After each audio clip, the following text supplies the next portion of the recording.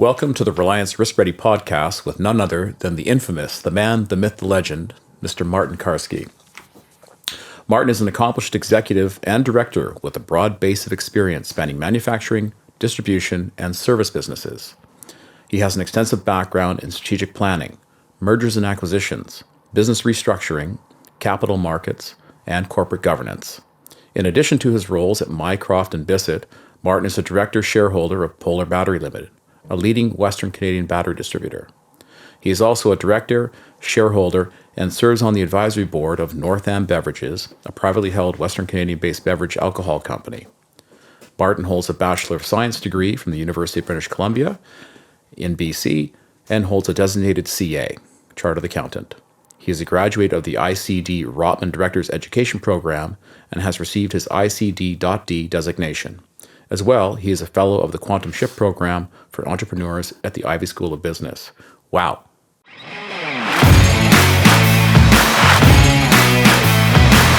Are you risk ready? Today, we're going to be having Elixir shots, compliments of the Elixir Lady. Thank you to Elixir Lady for providing us these sample shots for our challenge. If you would like to find out more information about these elixirs or purchase your own bottle, please visit theelixirlady.com. We'll come back to the spirit animal question. I'll let you sit on that for a bit, but let's start with some of the basics. Favorite restaurant in North Van? Easy one. The Queen's Cross. Ah. Have you been there? Yes, I have. That's a pub from my youth. Okay, yeah. It's probably our favorite date night thing to do is to go hike the Grind or somewhere, in that general area, and then end up at the Queen's Cross for wings, burger, fries, all the good stuff, and beer, of course. Yeah. No, I used to go there when when I turned of age, 19. It was like a local Thursday night hangout to drink beer and play darts and whatever, watch the game. So, that's a North Vancouver haunt. Well, you're familiar with Spirit of the West. Yeah. So you know that song they sing, From the Troller to the Raven and all stops in between? Yeah. Yeah, well, the Cross would be one of those stops in between, right? Okay, all right. Didn't know that. Have you ever done that? Sort of No. that pub crawl on the North Shore? It's been a few years since I've done any serious pub crawls. Yeah, fair enough. I think it's dating back to university days. Yeah. Well, so getting back to university days, that was Vancouver. What was your first big vacation? Like whether you're young and backpacking or...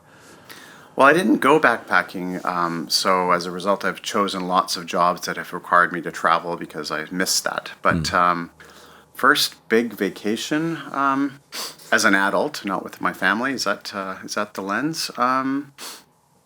Probably Hawaii, I guess. Okay. Yeah. And I've been to all the islands. Hawaii's great, and I'm a novice surfer. Okay, I'm impressed. I can't even stand up on a board, so if you can do that, man, hats off. I'm also a warm water surfer. I've surfed in Tofino with guys that are very good at it, and it was very cold with the dry suit on, and that was less pleasurable. I bet.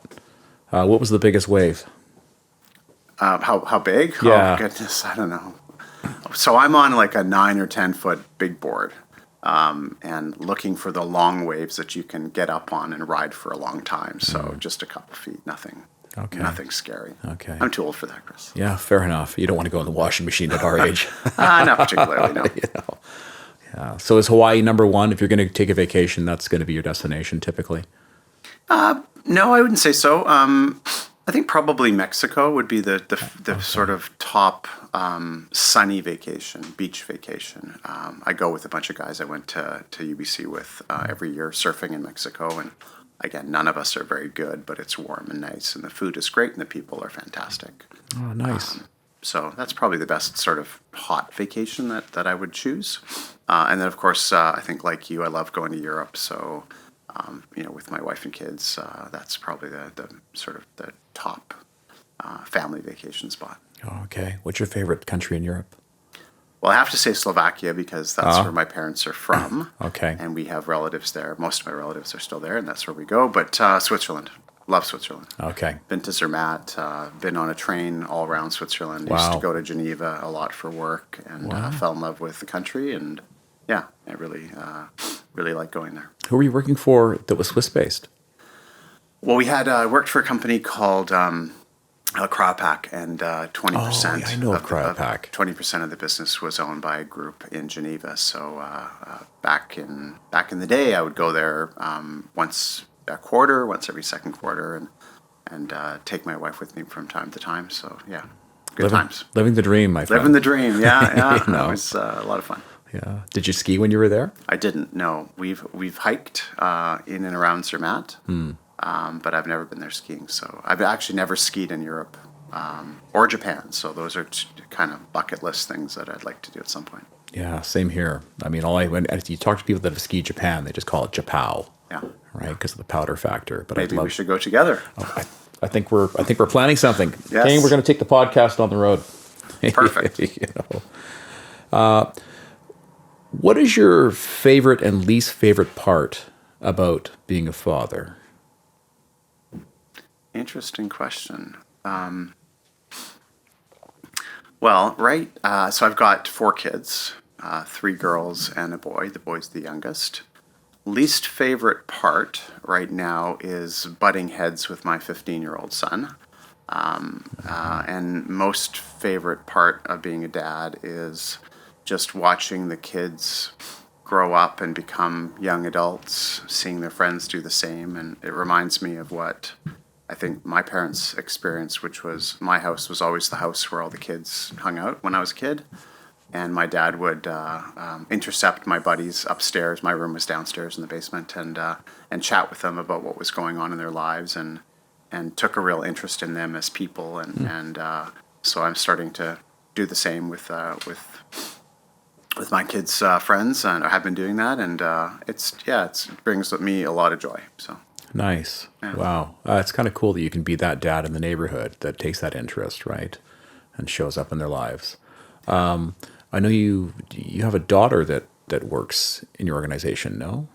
That's right. Jane, my eldest daughter, Yeah. who is a marketing manager for us at Bissett. Yeah. And I don't want to bore you with a long story, but the short version is she graduated with a degree in English Lit from UVic, and then she went to London to Queen Mary's to get her master's in marketing, digital marketing actually, and came back. Didn't have a job and probably had visions of working for Lululemon or Aritzia because she was doing some fashion Instagram stuff when she was over there. Okay. And I said to my business partner, I said, well, we don't really have a marketing department. We've got a lot of marketing stuff that we should probably do. Let's just hire her for a few months just to transition her to getting a real job.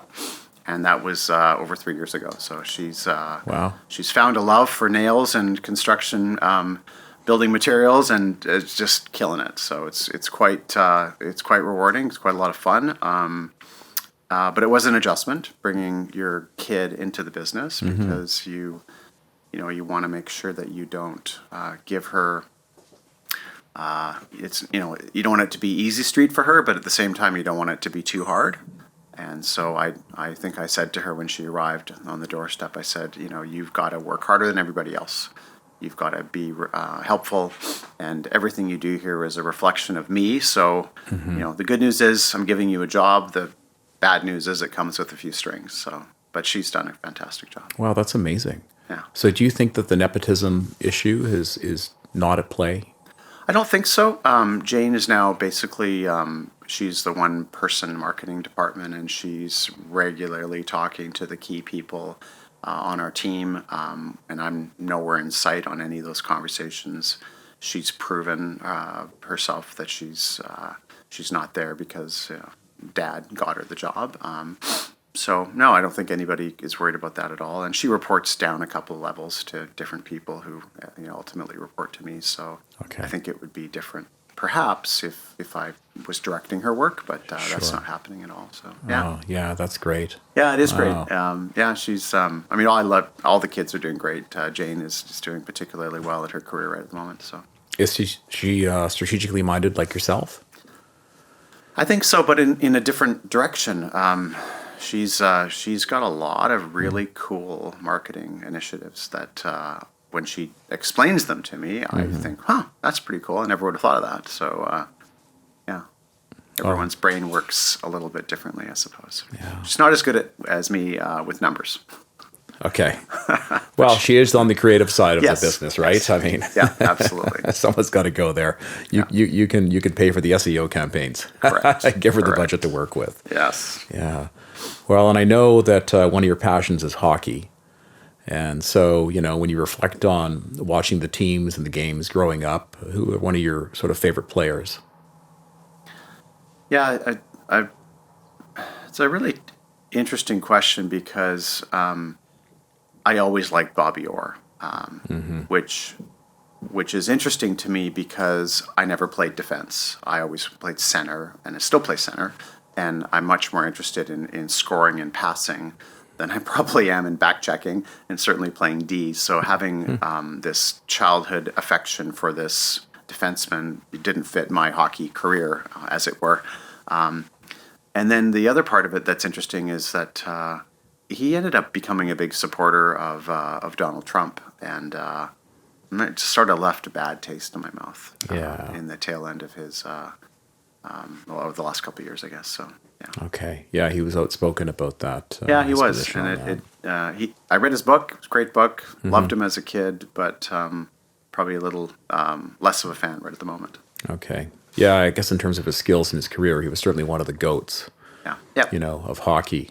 And then if you think about a little more locally, coming back to Vancouver, who do you think's been the GOAT for the Canucks? Do you think it's Bure, Linden, somebody else?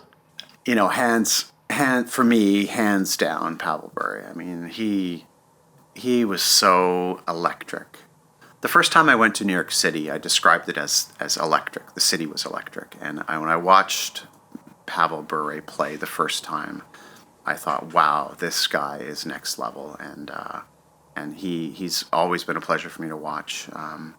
There have been lots of very good Canucks, and I quite frankly don't even know the stats in terms of who's had the most goals or the most points or points per game or any of those kinds of things. But for me, just watching him play was worth every penny. And I did have an occasion to run into Pavel once in my drunken late 20s, I think, at the Big Bamboo, if you remember that place on Broadway. I do, yeah. And it was after a Canucks game, and he and Gino Ojek and a couple of the other Canucks were there. Oh, my God, Ojek. And I, in my sort of enthusiastic, slightly tipsy state, I saw Pavel, and I started walking towards him to say, hey, you're great. Yeah. And Gino, right there beside stepped in, blocked me, and I was you don't want nothing to do with that. I didn't want anything to do with that, no. So, yeah. But that was quite a fun night. So. Wow. Did you ever have a chance to speak with him, or that was it? No, Ojek cut him off? I think I started to talk to him, and Gino was right there. Okay. I can't remember. It was a long time ago, but I think I got a couple words in before Gino shuffled me off. Well, that was probably right around the time when Ojek got into that. Remember that brawl that broke out on the ice where he took his shirt off and he was just skating around, just picking people off. Like anybody, everybody, I'm all in. Yeah. Right? I remember that.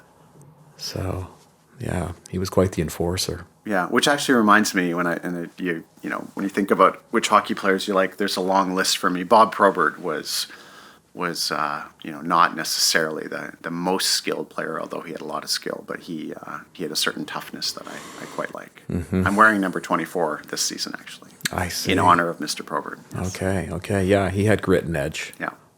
And speaking of grit and edge, remember Bertuzzi? Oh, yeah. Yeah. And then unfortunately he was caught drinking and driving. Do you remember that incident he had with Steve Moore? Yeah, it's funny. I don't really remember the drinking and driving incident, but I remember the Steve Moore incident. And I don't know, it's weird because I want to say I was at that game, but I'm not positive that I was. I've just seen the video of it so many times, and I've heard different people who were closer to it sort of give me their blow-by-blow. It's an awful situation. Yeah. Yeah, I don't even know what to say about it. Very unfortunate the way that it started, very unfortunate the way that it ended, and caused a lot of problems for a lot of people associated with that incident for a long time. Would you like a free assessment of your security systems using Coalition's state-of-the-art security scan, including recommendations on how you can improve your cybersecurity? Please follow the link below or contact Reliance Insurance Senior Risk Advisor Mark Johnson at mjohnson@reliance.ca or call directly at 604-251-8360. It sounds like a conversation I had with my son many years ago, and in fact, again, last night, he was playing a game at Hollyburn last night, and one of his teammates ran one of the opposing players into the boards because he had hacked him or slashed him. And the drive home, the famous drive home with your kid after hockey, where you talk about the game. I said to him, I said, you understand that, that wasn't cool what he did. I'm perfectly happy with you to cross-check somebody in front of the net or to body check somebody or, defend yourself. But running somebody into the boards it's not cool, and it could be extremely dangerous. Yeah. Of course, 15-year-old son. Yeah, I know, Dad. Right. Yeah. I've heard this conversation before. Yeah. And I'm reminded that my dad used to have those kinds of conversations with me when I was a kid. So. Well, something, Martin, maybe I'm sure you relate to this, is that I can remember those conversations with my dad too. And sometimes it wasn't so much that I was brushing it off, but the information ultimately sunk in somewhere. Yeah. Right? I mean, it really does. I think we take it in by osmosis even when we're being dismissive with it in terms of forming our foundation of how we're going to view a world or how we're going to view a situation or how we need to think about our own behaviors. Yeah. Yeah. I know. So kind of getting back to you a little more of your educational history and kind of beginning your career, were you always hardwired to be a student? Were you? Well, I think so. So my parents immigrated from what was Czechoslovakia, the Slovak side, came to Canada for my dad to do his master's in engineering at Queen's. okay. I was born in Kingston. And so, but then we moved, my dad worked in pulp and paper. We moved to a small town, Gibsons, on the Sunshine Coast. And there are a lot of kids that went to school there were not super interested in school. And, when I graduated with the class of 90, there were a handful of us that went to university. I always knew I was going to university, and perhaps the competition, in those days wasn't nearly what it is today. I look at my kids' grades and I think, oh goodness, I'd never be getting into university with the grades I had back then. But I always sort of did pretty well at school. But we didn't have nearly the homework or the pressure that the kids have today. My youngest daughter, Maya, who's in grade 12, has a 94 average, and she's wondering about whether she's going to get into some business schools. That is crazy. In the next month or two. So she's graduating in June. So, I was always sort of hardwired to do to do what I needed to do to get the marks I needed to get into university and move on. But I think it was easier back then. Yeah. Well, but you had a focus, and were your parents directing you that? Like you said, you always knew you wanted to go to university, but was that because your parents said, "Hey, Martin, if you want to, further yourself in life," or was it just the example set by your father?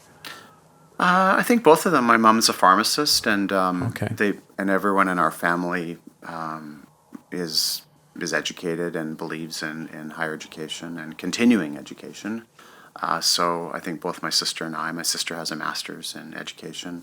I think we just knew we were going to school and believed, probably because of that academic history background, that the way you succeed is you work hard and you get an education. As opposed to you because you can succeed a lot of different ways. Sure. You can drop out of school and become a tech entrepreneur and hit it out of the park. I guess probably there's a fundamental belief about education being a good thing. So. Oh, you hear those stories about those young guys that bought crypto when it was at $5, and now they've sold it and retired, and maybe they're going to blow their fortunes quickly. I don't know, but. There's always those. This might be a time to move into the Elixir Challenge, Martin. Okay. I'm assuming we're going from left to right or yellow to red? Okay. So, I just want to confirm that what you have in your capsules over there is the same as what I have. Well, it's a sealed bottle. We try to make it. I want to share in the joy and pain with you. Okay. All right. Great. So maybe we'll move on to the first one here. To the right, this yellow one. Yeah, start with the yellow one. I need to see. Shake it up first, I'm assuming. It looks like it's a shake and drink type thing. And are we, just to get the rules straight here, am I drinking the whole thing or just taking a taster of it? Oh, we're doing a shot, buddy. We're at the bar. Okay. Yeah. Although these are non-alcoholic, just so everyone's clear. This is the Lemon Zinger. All right. But it's not a competition in terms of who drinks it faster or anything. Right? No. Like, there's a lot of things in our family that are competitions. So Not yet. just checking. We want the toughest one of the bunch to be the competition. So this is inflammation-busting turmeric elixir. Okay. One shot. So if we have any inflammation, this will hopefully bust it. That's good. I probably have some. Yeah. To your health, sir. Thank you. Yeah.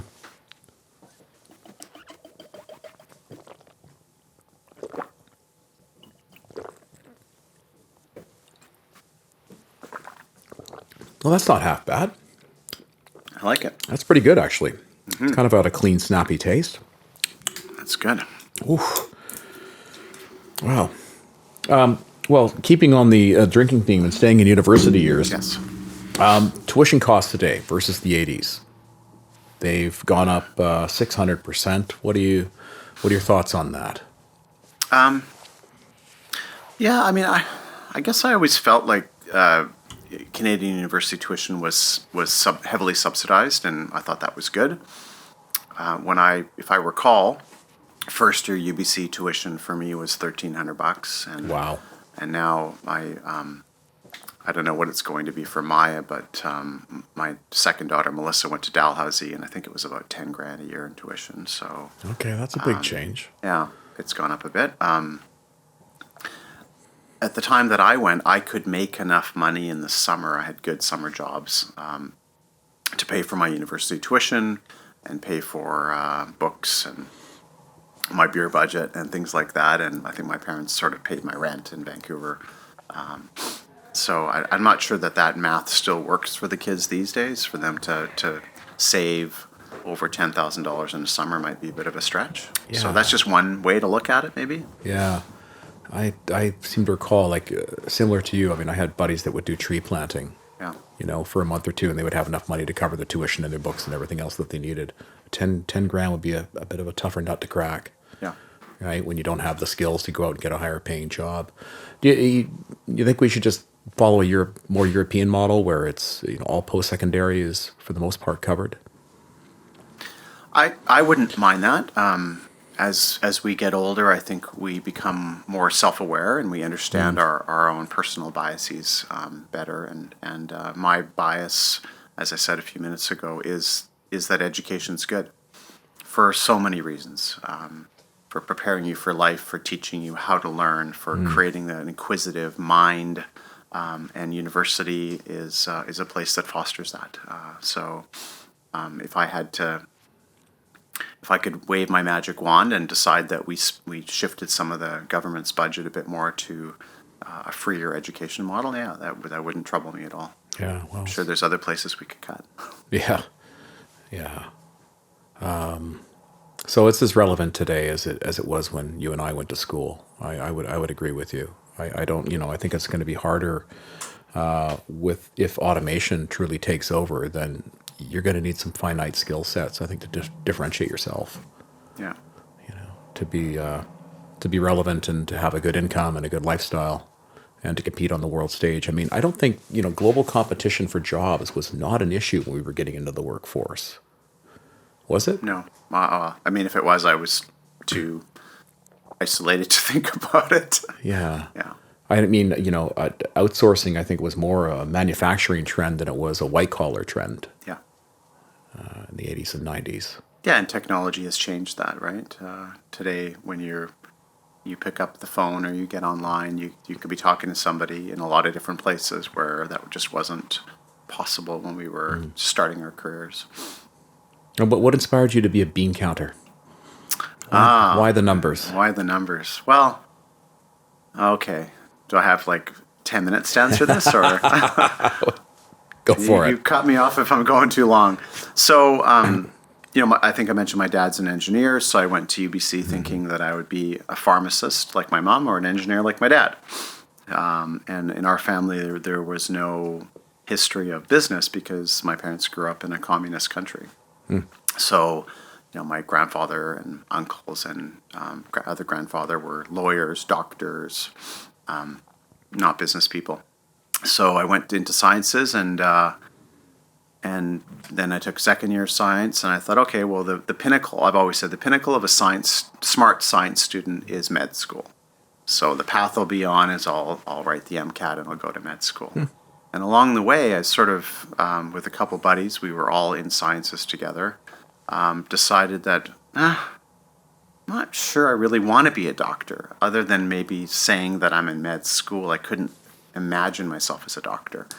And I don't know exactly how it happened, but I started thinking about wearing a suit, working downtown, and being in business, whatever that really was, right? Okay.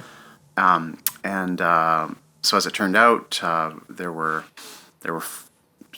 6 of us that went through sciences together, and 2 of us ended up getting our CAs, 2 got their MBA, 1 became a lawyer, and 1 became an architect. Perhaps not the most traditional path to all of those careers, but How diverse, though. Quite successful in all those cases. And I think for me, the idea that I would go do my MBA, which was sort of the other option, after going from high school to university and working every summer, I think I wanted to start working, and I didn't want to sort of sign up for some more debt. I came out of university debt free, and I thought the CA route was probably a more practical one. And one of my dad's good buddies from ski patrol, he was a volunteer patroller up at Whistler for many years. He was a CA, Rick, and Rick was a really cool, funny guy. And he told me Cool, funny CA. He was a cool, funny. Sounds CA. like a fictitious character to me. And he and his wife were both patrollers.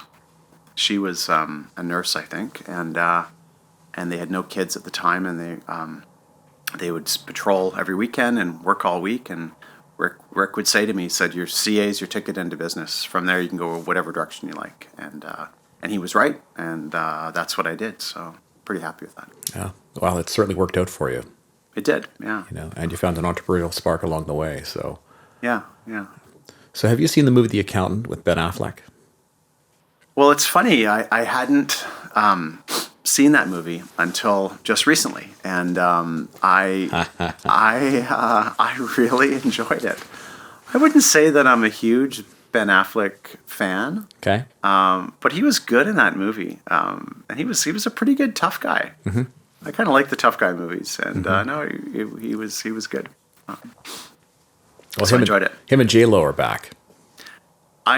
So I'm not a Super Bowl fan, but I did watch the halftime show and a little bit of the game yesterday. That halftime show was awesome. Yeah, I love it. Eminem is he's my favorite. So I thought he stole the show.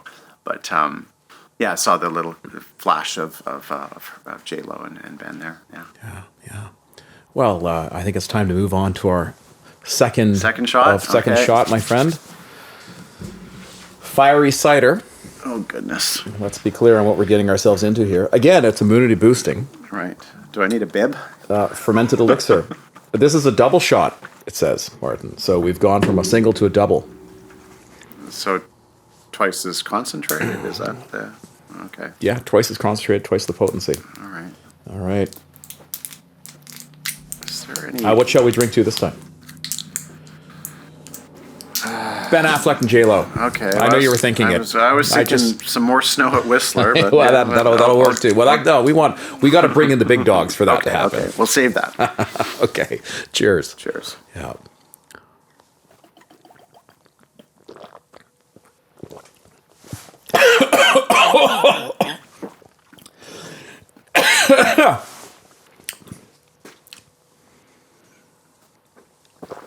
Whoa.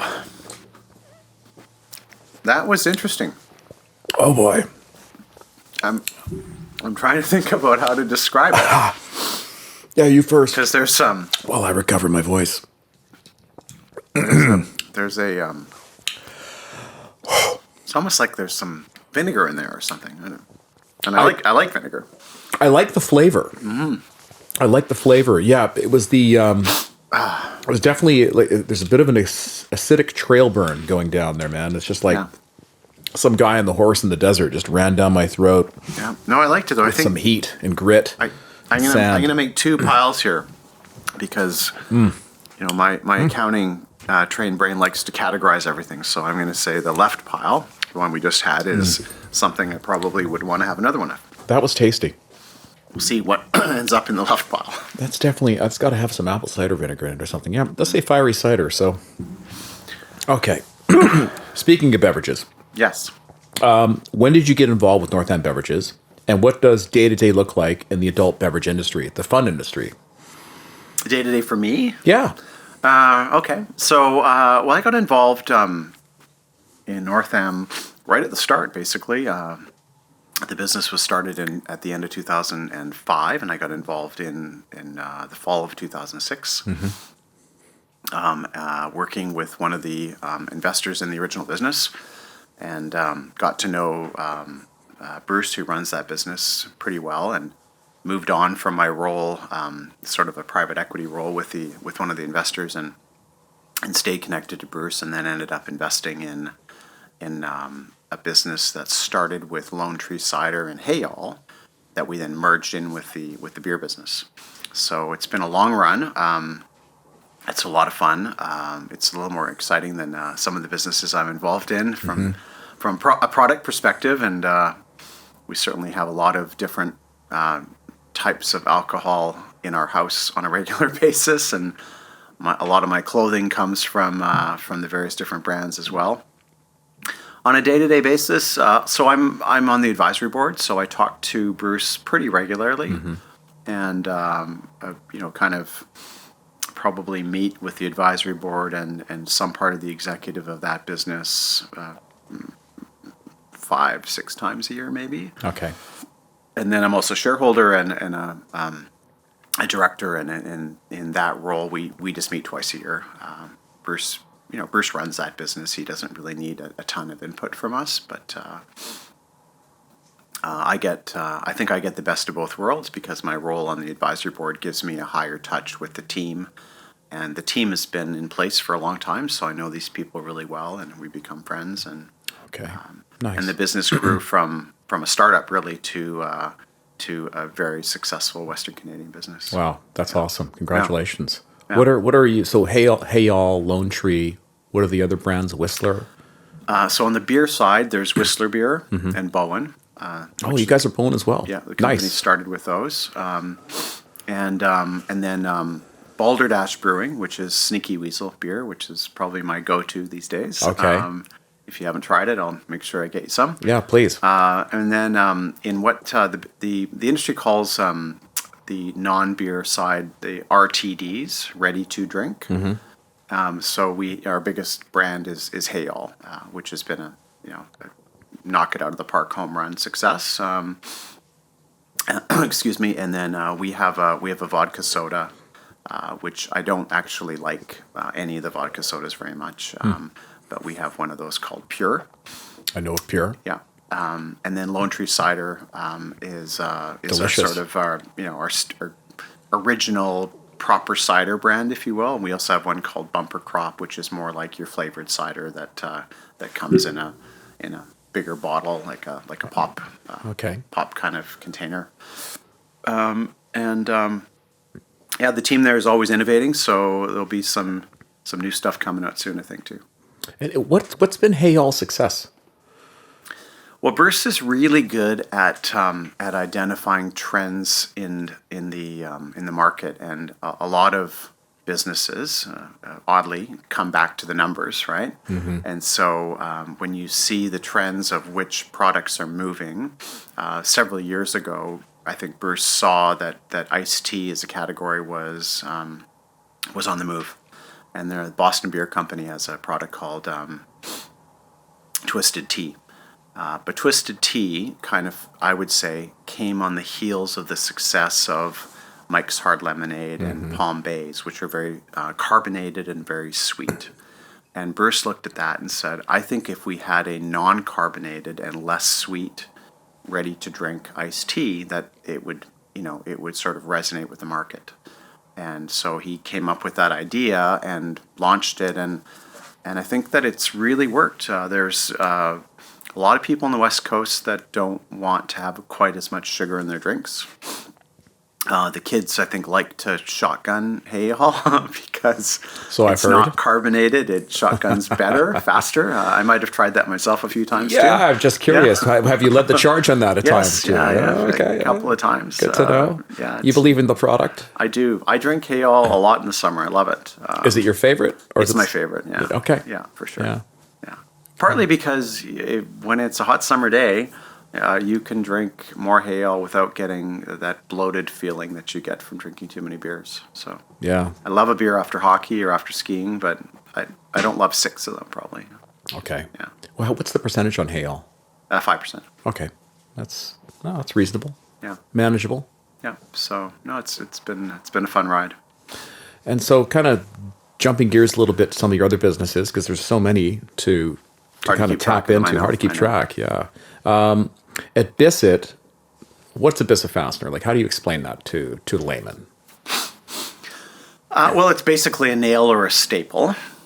So Fastener 101. Yeah. And in the most cases for us, it's a collated fastener, which means that if you think about the olden days where you would get your hammer out and you would nail one nail at a time, we've evolved from that to putting a magazine of nails into a pneumatic nail gun that shoots the nails. And so they come in a coil or a stick. Mm-hmm.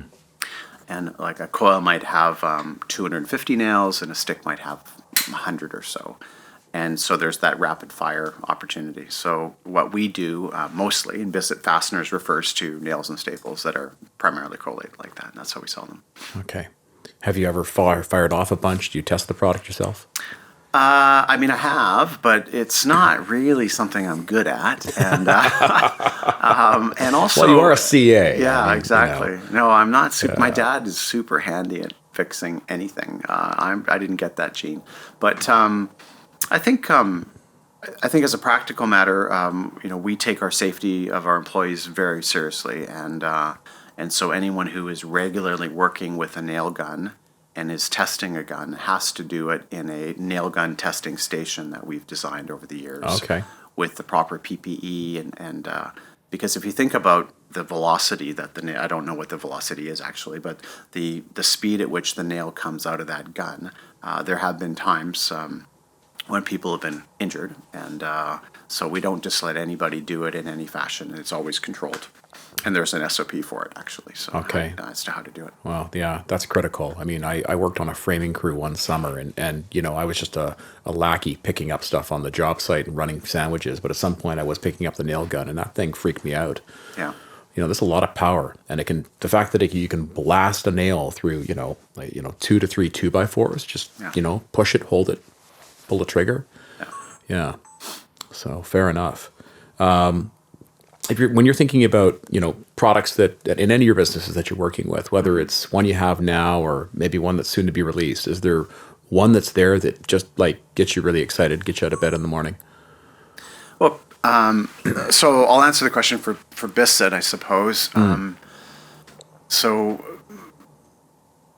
in the olden days, all of the different tool manufacturers came out with their own nail that only worked in their nail gun. And so they changed the angle of collation so that it only, if you had a pass load gun, it had to be pass load. Boss stitch had to be boss stitch, Senko, et cetera, et cetera. Get that residual income. Yeah, and Yeah. what Bissett started out as basically was a distributor of other people's products because it wasn't a brand, and Bissett would create the Bissett version with the same collation that would fit into these different guns, and I think we've been very successful in changing the perception in the marketplace about Bissett into it being a brand.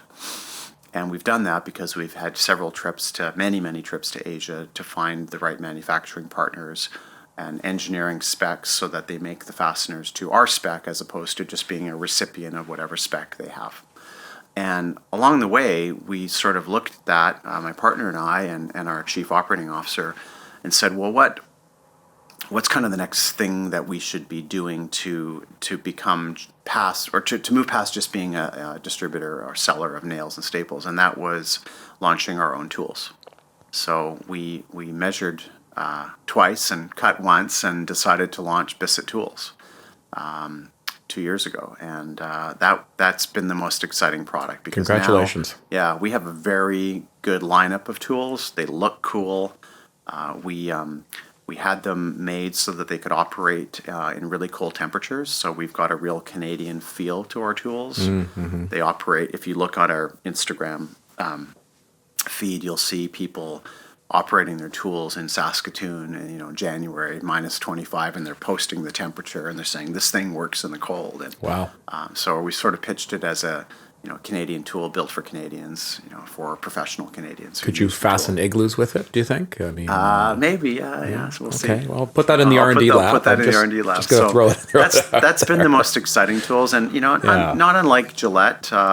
It's funny. A buddy of mine I went to university with, actually, one of the guys that got his MBA that I referenced earlier, works for Procter & Gamble in the Gillette division in Boston. Mm-hmm. And when he visited a couple summers ago, he was kind of giving me crap because I was unshaven. And of course, he's responsible for the sale of supply chain for razor blades. Right. And you're not doing your part on the consumption side. Yeah, exactly. Well, it seems like you can get away with not shaving as much these days. But I think, when we think of our business model, I really like consumables, whether it's a hay-all or whether it's a fastener. And so the tool helps the sale of the fastener, but we're not, I would say personally, as much as the tools are really cool, I don't want our business to be all about selling tools. I want our business to be about selling enough tools to drive the fasteners. So gotcha. That makes sense. Did you develop an OEM proprietary fastener in the process of building this tool? No, we didn't. Okay. No. Yeah, we decided that wasn't... we want people to choose our fasteners because they're the best quality fasteners. We don't want them to be stuck with a Bissett fastener because they have to have it. Okay. It doesn't seem like that's a durable business model. So, Good for you. Yeah. That's probably differentiated from your competitors as well on that, is it? I don't know. I think in today's world, I think a lot of fastener providers, there's not that many in Canada. A lot of the big guys don't focus on the fasteners. They focus on power tools and concrete tools and things beyond just selling the boring old fastener. But I don't think that there's that proprietary history that's sort of started all these different coalitions necessarily is going to continue or hasn't really continued. Yeah, sure. I mean, just you mentioning, when thinking about like conventional power tools, the drills and the saws, I mean, that's a saturated market. Yeah, it's and it's become a bit more of a DIY market as well. I didn't really mention it earlier, but our focus is for sure we'd sell you a tool, but we would tell you to go buy it at Dick's Lumber. And our tool would be, or Standard Building Supplies, or some dealer like that. But we're not focused on selling you that tool. We didn't design the tool so that you can build a shed on the weekend. Okay. We designed it and built it for people who use it every day to make money. Okay. That's our focus. Right. So longevity, quality. Bissett Fasteners. Yeah. Yeah. Nice. Built for professionals, right? Driven by professionals is our tagline. Okay. Well, speaking of things driven by your professionals, what is the difference between a smooth shaped nail versus a spiral shaped nail? Yeah, now you're really testing my knowledge. I'm just kidding. So what you're talking about is the shank. So a nail is a nail is a nail. Yeah. But they have different lengths, length of the shank, and different thicknesses. And then the surface can be smooth, or it can be spiral, or it can be a few other things. And then there's the point of the nail and the head of the nail. The smooth shank goes into wood a lot faster, and a spiral shank, which has sort of spiral grooves in it, has a lot more staying power, and you need more power to drive that through the wood. So that makes sense. Yeah, it does. Yeah. So the spiral shanked nail is going to stay in the wood longer. Right. So you're saying, so it won't wiggle loose over time. Yeah. I did not know that. That's a good question. Founded in 1929, just before you were born. Yeah. What can you tell me about the early days of Bissett? Well, Horse and wagon delivery. As you correctly pointed out, I wasn't around for the early days. My birthday came a little later, but so as I understand it, Mr. Lance Bissett came over from the UK and started an office products distribution business. And that morphed over the years into being a distributor of construction fasteners. And they got away from selling staples and staplers. In 2014, my partner bought the business from the owners at that time, and it was still called Lance Bissett Limited. And we sort of joke about it a little bit because the guys that would answer the phone, Lance Bissett Limited, and it just felt really old, I guess. So Okay. we and at that time the business was really only in BC and Alberta. So we came in and took a very successful business and decided that we wanted to grow it, and bought 3 more fastener companies across the country and have created what Bissett is today. It's not Lance Bissett Limited anymore, it's Bissett Fasteners, and it's not selling other people's stuff, it's selling our brand. So the business, like a lot of businesses that have been around for a long time, they evolve. They have to evolve. And I think they have to grow, otherwise they find themselves in trouble. So you guys now have a national distribution model. Yeah, from Halifax to Nanaimo. That's impressive. Yeah. Wow, just all out of BC started. Yep. Yeah, and a fantastic team. So Where did that vision come from? I think my partner has a big background in building products, and I have an operational background, but also an M&A background. And I think the vision came from he and I collaborating and seeing a fragmented market in Canada. So when we had, in the early days of Bissett, we saw that there were different competitors in Alberta than there were in BC. And then we had an opportunity to look at an Ontario company and looked at the competition there, and they were, again, very different people. So it seemed like in a lot of industries, I've seen this, that there's local competition, there's a fragmented space, and I think, comfortable that we could roll it up a bit. And I felt also comfortable with Matt's background in building products, and so together we sort of just created this vision for a company that could be good at this and be the beneficiary of some scale. So you co-collaborated on that. Did you see it? Was the national play, was that the ultimate objective, or did it just sort of happen? So day one, when I bought into the business and joined Matt as a partner, I think we thought we would just take this successful Western Canadian business and grow it a little bit and try to put our own stamp on it. And then there was an opportunity to buy this Ontario company, and I think we looked at it and said, if we bought this, then we're national. And then we could probably buy a few more. And so it, in a way, maybe it sort of just happened, right? I think in the early days, I would have said to you that we'll run Bissett for a while, and then we'll buy 2 or 3 or 4 other businesses unrelated to Bissett. And so we just had a little pause and rolled up the fastener space first, and then now have moved to trying to buy other businesses unrelated to fasteners. If that makes sense. That speaks to a very adaptive, flexible strategy and business mindset. That's impressive. Well, it's easier when you've got just one partner and you're in a private business setting. Might be a little harder if you're a big public company where you had to explain to your shareholders you're changing strategy, right? Right. Justify every single. We just had to talk to each other about it. So. You good with this? I'm good with Yes. that. Let's shoot a hey y'all. Right. That's right. Okay. So I think you've kind of spoken to this, but maybe just be a little more pointed on the answer. What do you credit as the biggest successor to why Bissett has remained Canada's largest fastener company? Well, I guess just to be try to be clear about it, we were not the largest company in 2014, and we are today because of our organic growth and the acquisitions we've done, and our focus on fasteners. I think it may sound a little bit like a canned answer, but you don't get anywhere without a strong team. And the team that we've assembled at Bissett is phenomenal. We have first-rate leadership group. We have people who have been in the business for decades who understand all of the technical aspects of the nails. They understand the people who use the fasteners, what's important to them. We've got people who understand how to put together all the numbers. We've got people who understand how to operate the warehouses and move our product around. We have a very, very experienced supply chain team that knows how to get product from India and Turkey and China and Vietnam and Taiwan. So it's the result of our whole team.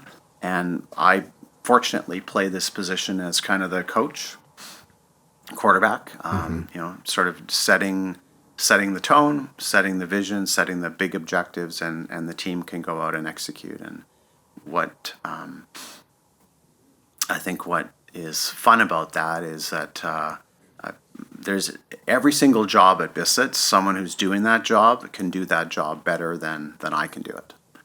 But I get to sort of just orchestrate the whole thing, and I think I'm reasonably good at that, so it all works out.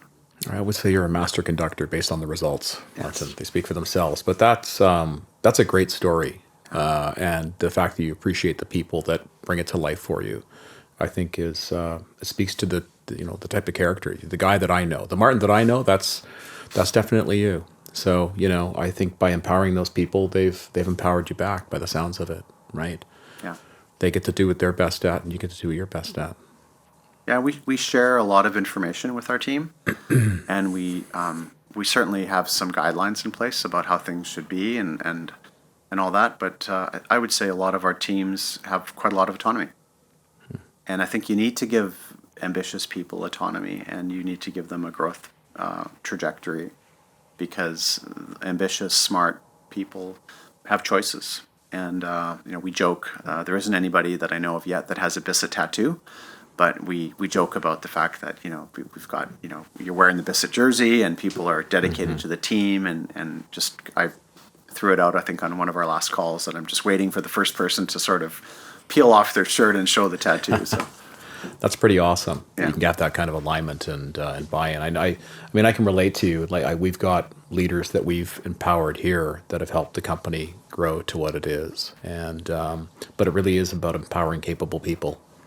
Yeah. And giving them the support they need. I mean, do we get it right all the time? No, but we certainly try to learn from our mistakes and shortcomings and move forward with it. So this brings us to number 3. Oh, goodness. Yes, I know. Is this one going to be another step up? Would you like a free assessment of your security systems using Coalition's state-of-the-art security scan, including recommendations on how you can improve your cybersecurity? Please follow the link below or contact Reliance Insurance Senior Risk Advisor Mark Johnson at mjohnson@reliance.ca or call directly at 604-251-8360. From the Elixir Lady, the Cherry Pucker. Well, muscle-soothing turmeric elixir. Does Cherry Pucker sound soothing to your muscles to you? No. Yeah, I'm thinking, I like the flavor cherry. Yeah, I'm reminded about early drinking lessons. Yeah. Don't smell it. Just open your mouth and put it in. And let it rip. Yeah, that's a second. I'm going to get rid of this. Probably a good call. We won't need the hangover elixir for this one, though, Martin. Maybe a different kind. My dentist is probably mad at me for using my teeth to open this, but we might need half a bottle of Tums. There we go. Okay. Your call on the cheers. What are we celebrating on this one? Well, I think last time I was trying to suggest some Snow Whistler, so let's do it. May the snow gods bring lots and lots of powder to Whistler. All right, cheers. Okay.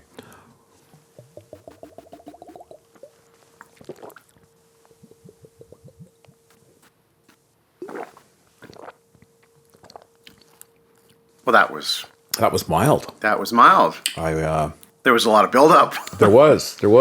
That went down really smooth. Yeah. It's got a nice finish. It could be like a daily drink, actually, this one. I'm telling you, our immune system will be boosted. Okay. And inflammation will be going down. And now we will be moving into soothing, muscle soothing, which relaxes us for the next. I'm going to create a new category. That's kind of on the edge. Kind of in the middle or something. Maybe we'll take it, maybe not. Yeah. Okay. So getting into perhaps some, it's got less general business questions and more personal questions. Mm-hmm. What do you think is the greatest failure that's led to your success? Greatest failure. Oh. Okay. You might be surprised by this answer, but so I went sort of a high school, university, GAP program, which was the courses you had to take in accounting and finance if you were not a commerce grad, which I had to take, and then the CA program. Mm-hmm. And ended up, dating a girl and getting married right after that, because that was like the next thing to do, and we weren't meant for each other, and it was not a good call for either one of us, but we ended up having two great kids, Jane and Melissa, and so at 30, I got divorced, and remember kind of going home to tell my parents about this massive failure in my life, and that was really hard in so many ways, but I think it put me on the right path for me, and what I mean by that is it made me really think about the things that were important to me, and I spent that period of time working a lot. I was working at the Lowen Group at the time in corporate finance, so I had a really busy job, and when I wasn't working, I was with the girls, and it made me learn to communicate some choices that I probably wouldn't have been comfortable communicating before, and maybe a good example of that is that when I didn't have the girls, I would be, back in those days, you didn't work from home, so you worked in the office. Yeah. I'd work till midnight, and then I'd send a fax or something at midnight to somebody, as you did those days. But then the next day I was supposed to pick up the girls at 3 o'clock after, in the afternoon or something, and that wasn't flexible. It wasn't like I could pick them up at 3 or 4. I had to pick them up at 3. And so I would communicate that to my boss and say, hey, I'm leaving at 3. And some of those days I'd come back to the office at 8. They were very little.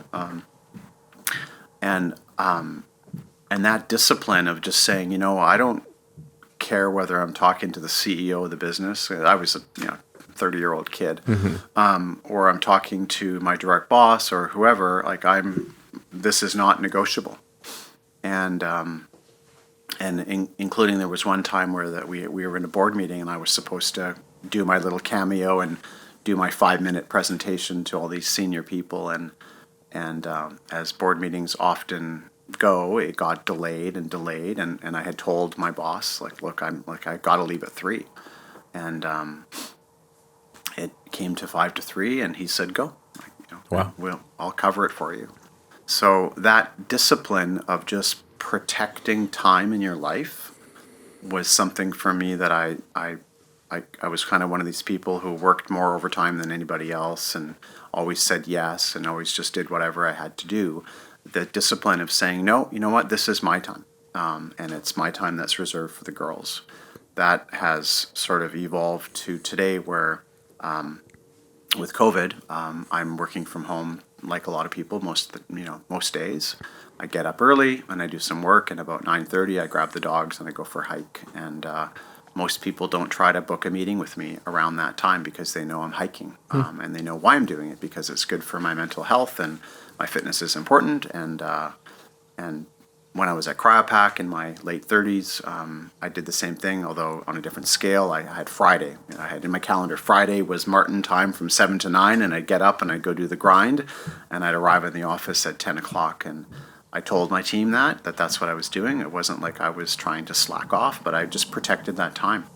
And so I'm not sure if I hadn't gotten divorced, if I would have really created that discipline of saying, no, I'm not doing that. I'm doing this, and I'll work Sunday night, or I'll do whatever I have to do, but I have to do this now. And it sounds perhaps a bit selfish to be that rigid, but I think there's a lot of people who don't do those things, and they don't get the things done that they want to get done. So, Well, it sounds like it helped you form a core value that's essential to your personal happiness and well-being, yeah, I think that's a good way to look at it. right? Yeah. So why wouldn't you be committed to that and disciplined with that? I mean, I hear you. I mean, I think if we want to accomplish anything in our lives, we have to have some core values that we're going to operate from, because things are always going to come up. There's always going to be another meeting. There's always going to be a situation where that Martin time on Friday morning, or picking the girls up at 3, something could get in the way. But Yeah.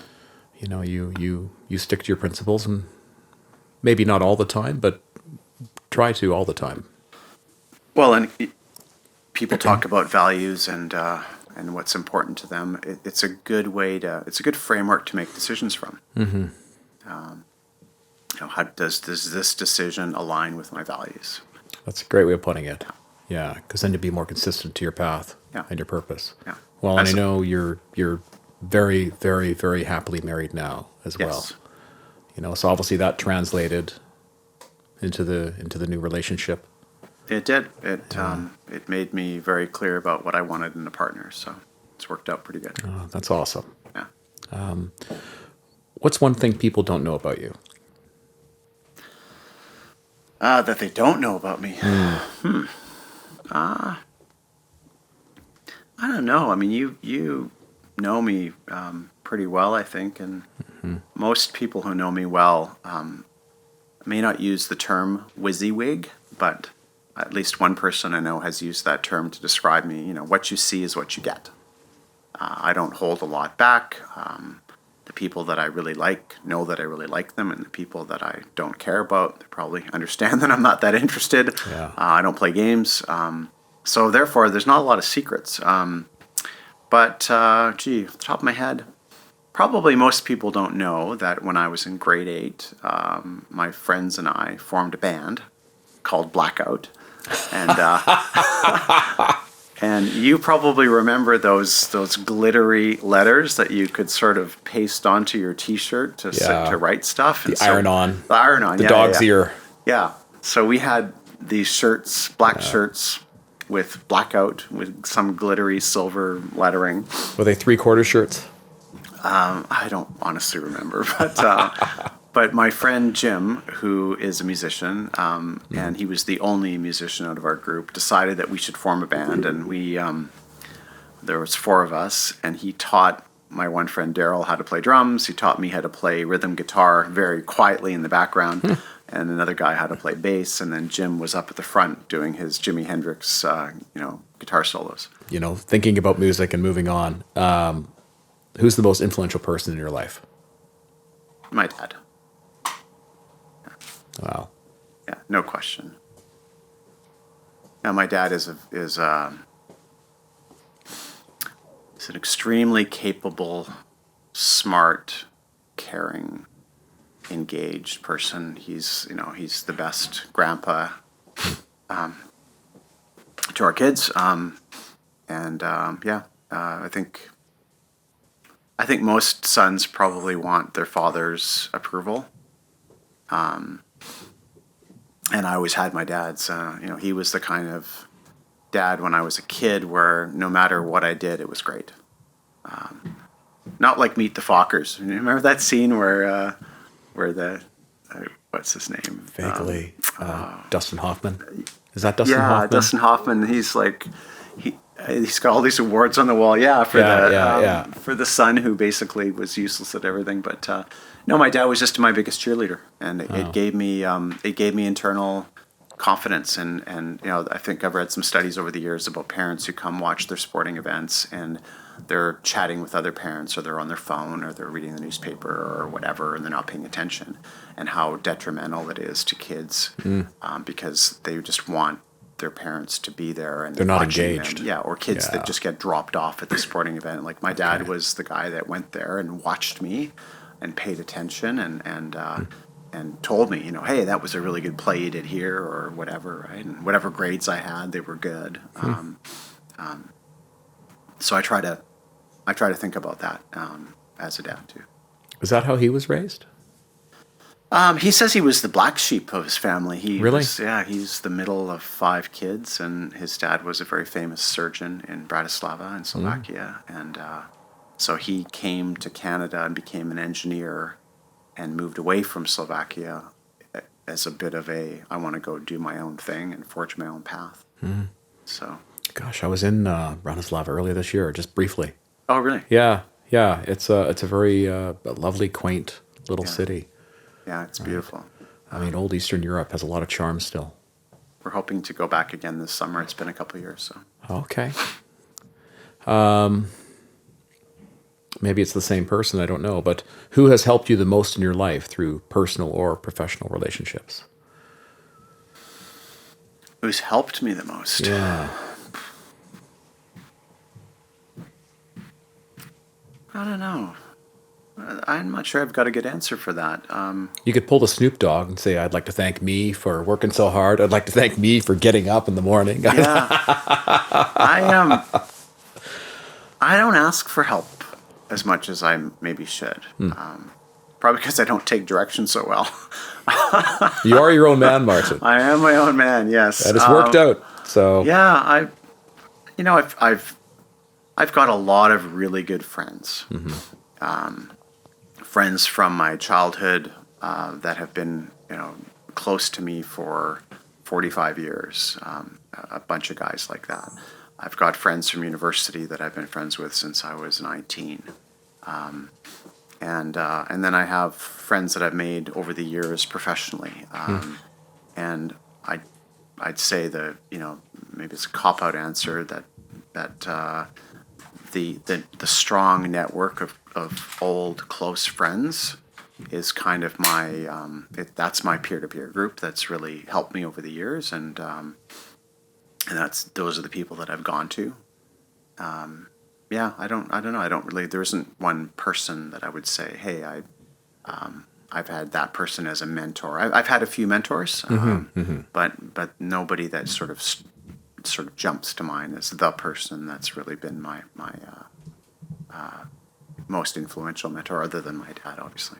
I think it's a good answer. It's thematic. Like the thematic answer is that you've got old relationships that have, that are your bedrock. Yeah.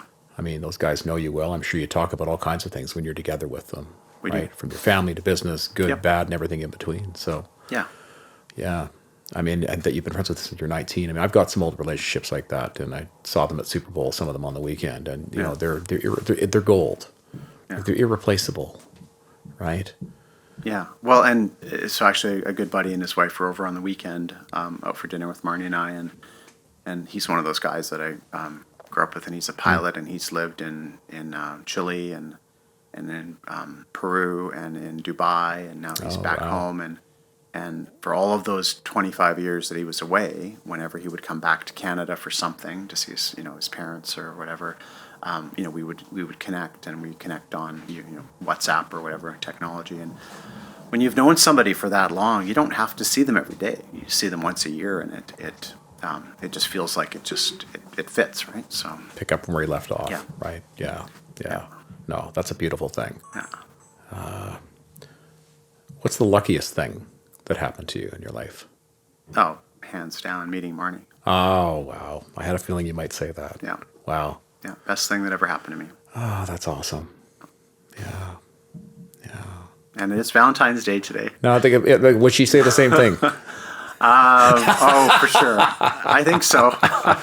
I suspect as much. I think she would, yeah. So it was her birthday on Friday, and I mentioned to you earlier that we went up to our place in Whistler Thursday night and had just a dinner, the two of us. Left the kids alone. Now we do have Melissa and her boyfriend living in our basement, so there's a bit of a natural cover for the two teenagers that we left alone. But she gets a little bit gypped on Valentine's Day because her birthday is so close to it. But we had just an awesome ski day and time together, and she's pretty phenomenal. Well, I mean, She's put up with me too. Hey, listen, I've mentioned this to you before, but your appreciation for her is amazing. Yeah. It's nice to see. How long you guys been married?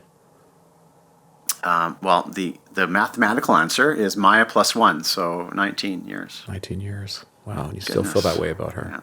Yeah. What keeps it alive? Well, and I'm not here to give relationship advice because I'm not adequately qualified for that. But I believe for me, and I believe for her, that that we have a lot of common interests. Mm-hmm. We love each other. Mm-hmm. We like to spend time together, and we also have our own friends. So what a day in the life of our life looks like is there's stuff we do together, there's stuff we do as a family, there's stuff we do on our own, there's stuff we do with our friends. So I have my boys' weekends a couple of times a year, and she has her girls' weekends probably more than mine. But so we're not stuck to each other because the other person doesn't have anything else to do. We choose to spend a lot of time together, and we're happy doing that. And we choose to, like, she's a great skier, mountain biker. She likes to hike. She likes to road ride, which I don't. But there's a lot of commonality of the way we like to spend our time. Mm-hmm. And she's just a really good person. I think it tells you something about a person when they have lots of friends. And that's maybe a bit of a backhanded compliment to myself, and I don't mean it that way necessarily. But if you've had a lot of long-lasting relationships in your life that are durable and are sustained, it's a bit like a leading indicator. Well, that person is probably values that, and they take care of those relationships, right? Yeah. And she's exactly the same way. So, well, I think you've hit on something really important. Is that you have a lot in common, but you also choose to, and you support each other in maintaining an identity outside of the relationship. So the relationship, as big as it is in your life, it's not all of you, but it is a big part of you. Yeah. Right. And you hit on those things. I think maybe we've talked about this over beer sometime in the past, but you remind me of something else, Martin, and that is, I do believe that any successful relationship, if for longevity, is built on 3 simple principles: communication, compromise, and forgiveness. Mm-hmm. If I had to pick 3 things that I thought were key to the long-term relationships, friendships that I have, it's been those things, because we all make mistakes, we change, we don't know what we expect of one another sometimes, so it's important to have that dialogue.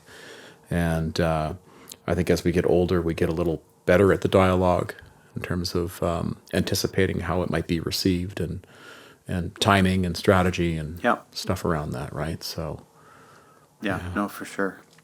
It was one of my dating questions. Oh, yeah. Tell me about. I would ask people specifically about.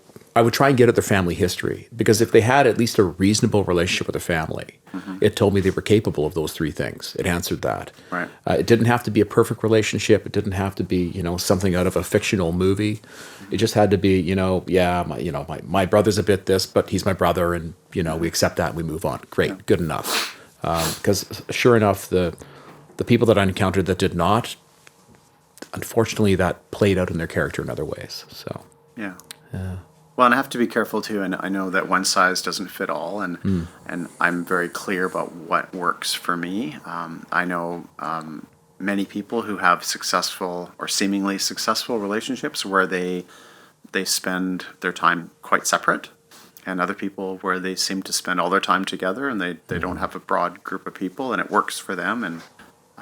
And as I've gotten older, I've sort of realized more and more that what you have to do is what works for you, and luckily, what works for me also works for Marnie most of the time. So it's good. Oh, I agree with you. There's not a one size fit all, but the fact is you're both aligned. Yeah.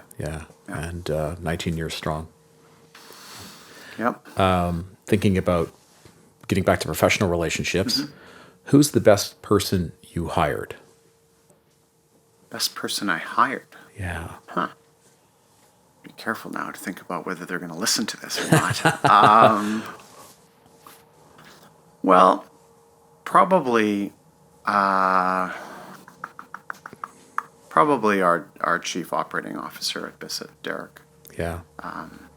Although I didn't exactly hire him, he had worked for my business partner's family business for a number of years, and so when I joined, my partner and I both decided that we needed some more horsepower, and we brought him on. We brought him on as a regional manager. He became a vice president and senior vice president, and now he's the chief operating officer and kind of my go-to right-hand guy. Wow. Very capable individual. I think well liked by his team, and smart and driven, and he's been a good hire, a great hire. Yeah. And that's part of the why. He's totally dependable to you. Yeah, and he also I think he understands what he's really good at, and perhaps I would like to say respects me for the things that I might be good at as well, and so doesn't try to fight me over those things. So it's a good relationship. Nice. There's no territorial challenge. It's more of a hand in glove. Yeah. Yeah. And quite frankly, my business partner and I have a similar kind of relationship. We're very much aligned in terms of the way we deal with people issues. We're both very communicative about our strategy in the business. We come at it from different angles sometimes, but we very, very much seem to overlap. And so that's been also a very, very strong and positive relationship for 8 years now. So Nice. Yeah. It sounds like it's being reflected into the business, not just from the top side of it too. So yeah, I'd say so. Yeah. Okay. Do you have a defining moment in your life? And if you do, would you mind sharing it?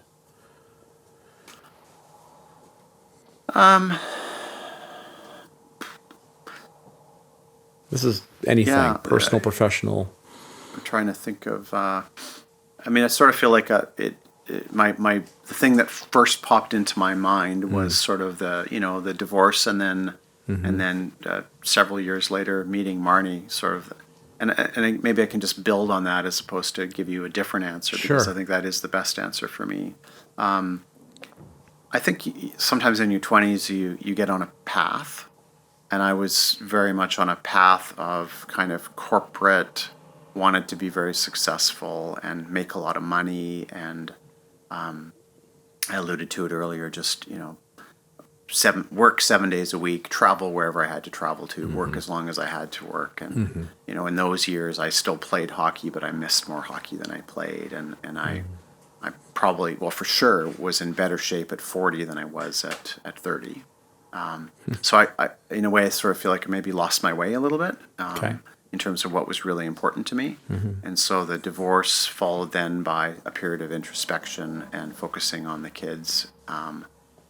And then meeting Marnie has kind of led me to this idea that I want to have a really good career as part of a really good life, or an exceptional career as part of an exceptional life.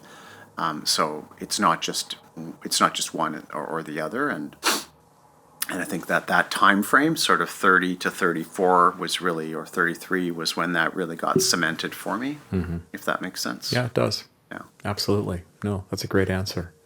Yeah. A strong family theme. Yeah. Well, that's the guy I know.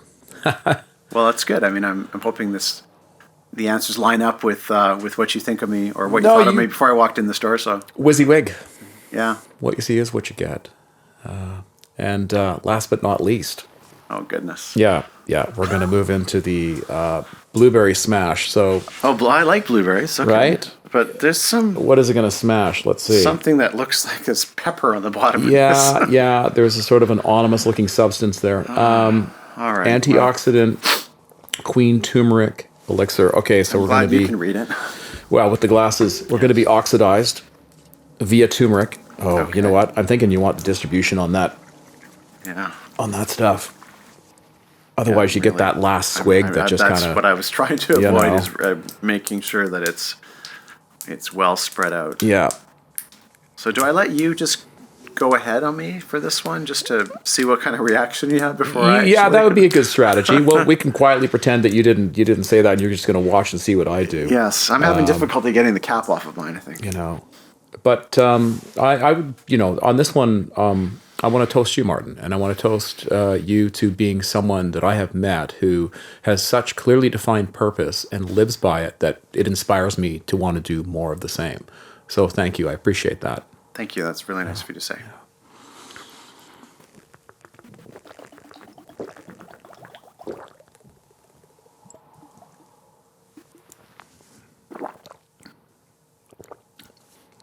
Tastes good. What can I say? Yeah, that was good, and it was okay. Yeah, I was waiting for my head to get blown off, and it didn't happen. So maybe you know what? Maybe the anticipation Perhaps has helped us. I still think that second one was the stomach one it. that really Yeah, knocked my socks off. that one brought it home. Yeah. No question. That was really good. I like these. So this brings us to our final question Okay, I'm ready. of our series, and I think for you to be an easy one. What inspires you daily? I think it is an easy question. I think you know me well enough to know that I'm trying to kind of live my best version of myself. And so what inspires me daily is the ability to do that. So I talked about getting up and doing some work and exercising every day. And I didn't talk about the fact that I play hockey and I ski with my family on the weekends. And I've coached my kids' sports. I feel like I'm a good leader at work. We've got great teams in the businesses that we're involved in. Okay, now I'm just having a little bit of post-drink reaction, and when I think about we buy some company or we negotiate some transaction or we do there's little things that you do, and none of those things are the things that really inspire me and make me feel fantastic. It's kind of the sum of it all. And I think I've had this phrase that I've used for a while, building a life that I don't need to retire from. And what that means to me is that I like doing what I'm doing. I like the fact that I can do stuff with my friends, with my kids, with my wife, with my aging parents, and do interesting work and with good people and the whole blend of it all. That's what kind of gets me up every morning, and being in that position of as it relates to work, as kind of the coach, sometimes player coach. Like I like to take a couple shifts here and there, but that whole blend is what gets me up in the morning, and it would have been, I think, a lot different when I was younger in my career, because what would have got me up in the morning was that promotion to the next level of seniority or next level of responsibility. And I feel like I'm in a great spot now, and we're on the cusp of kind of the next chapter of our lives in a way, that Maya will go off to university in September, and a couple of years later Jeremy will, and then it'll just be the two of us at home with the dogs. But yeah, I think I'm in a good spot now. I'm in a happy spot, and health is good. Family genes are good for health. So as long as I keep that up and don't eat too many chicken wings and things I shouldn't be eating, then That's strong Slovakian blood. Yeah, that's right. Then I'll continue my happy life. Oh, good for you. It's nice to hear, and it's nice to share. Martin, thank you so much for joining us today and for taking the time and answering all these questions and telling us about your experience in business, what it's like being an entrepreneur, defining your purpose and values through some of your own experiences, ranging from, divorce and sport and being a father and being a leader and building an organization. So you're a real inspiration. I think you're an asset to the country. Maybe there's a political career for you somewhere down the road. Yeah, not sure about that, but we need more people like you in politics. That's all, God, yes. Somebody's got to do it, man. Yeah. Well, thank you, Chris. This has been a lot of fun. I wasn't sure how this would go. I hope it went okay, but I had fun doing it. So really appreciate being invited here, and I'm looking forward to seeing the final version. Yeah, me too. Yeah. Cheers. Thank you. Are you risk ready?